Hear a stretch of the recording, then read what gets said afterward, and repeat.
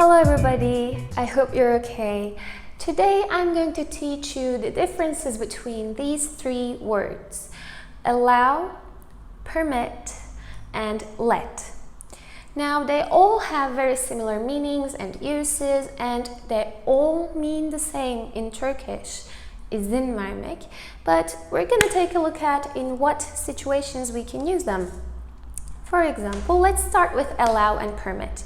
Now again, they have a very similar meaning, but usually permit is more formal. You use it in more formal situations. Let's start with an example. Now, allow and permit can both be used with an object and an infinitive. For example,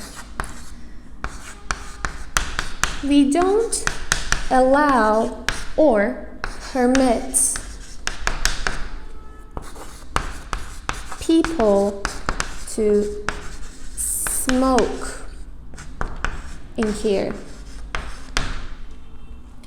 Biz burada insanların sigara içmesine izin vermiyoruz anlamına gelen bir cümlemiz. As you can see, after allow and permit, we use an object and an infinitive verb form. Now, there are sometimes situations when there is no personal object, like people or me or you. So what do? We use a gerund verb form instead, like a verb ing form. The same sentence,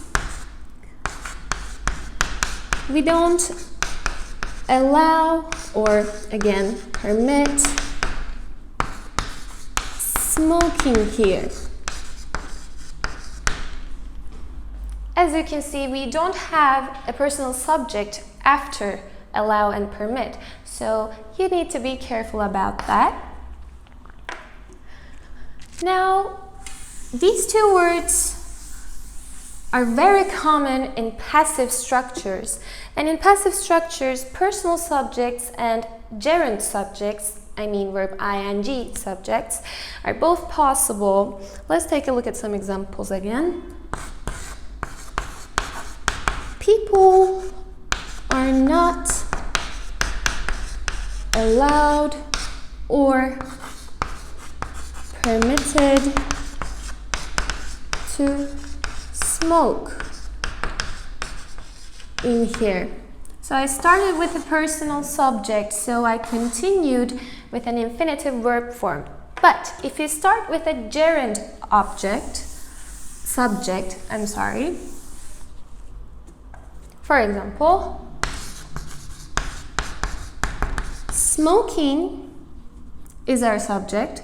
Smoking is not allowed or permitted in here. So there is also, as you can see, in passive structures, these are very common. Now, the passive structure with it is only possible with permit, not allow. Let's take a look at an example. For example, I can say, it is not permitted to smoke in here. Burada sigara içilmesine izin yok şeklinde cümle kurabilirim. I can use permit with it as the subject, but I cannot use allow. So you need to be careful about that. It is not permitted. It is not allowed. So be careful about that. And another thing, with adverb particles, we can only use allow, not permit. For example, she wouldn't allow me in. Now, in here is an adverb particle. So I can only use allow in this sense. I cannot use permit. I cannot say she wouldn't permit me in. We don't use permit like that.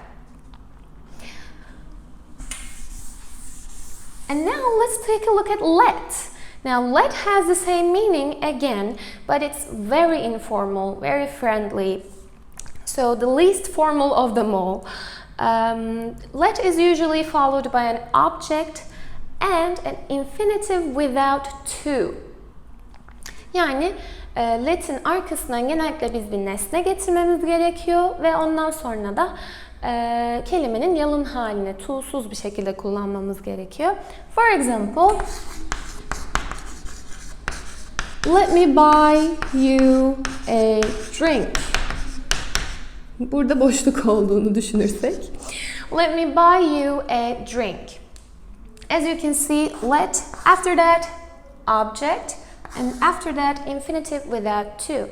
And this is very friendly and very informal. But if we want to say the same sentence in a more formal way, for example, we can start with please, because we're polite.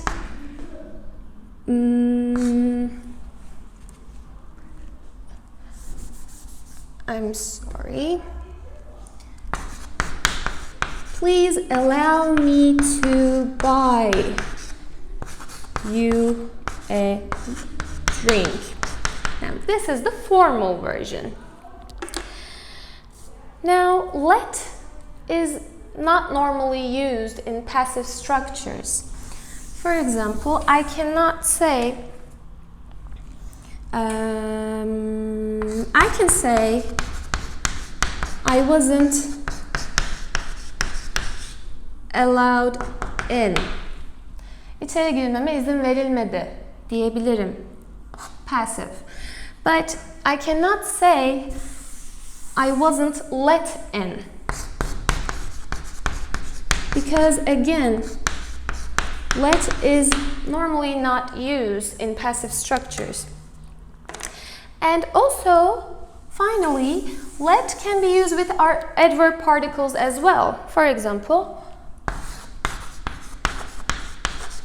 she wouldn't let me in. İçeri girmeme izin vermedi. So, we can use it with an adverb particle as well.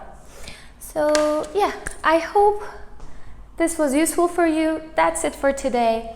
Now, if we count them from formal to informal, the most formal of them all is permit, and then you can use allow, and then the least formal of them all is let. And that's it for today. I hope this was useful, and please make sure to check out our other videos, and I'll see you in another video. Take care.